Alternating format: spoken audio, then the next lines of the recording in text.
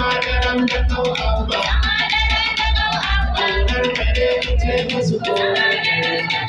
Yanzu kotu ta yi hukunci, yanzu ta kuwar hakinci. Kai kiɗan nama ban kore, na wurin su faɗin ƙarya ne. Rage ta gida ya kore, madaran da kau abba. Gida na ce abba, Musa tsoron ne ya ce bai waka, Musa tsoron da goma ba. Wani shure-shure yau ya kare, wani mage-mage yau no share.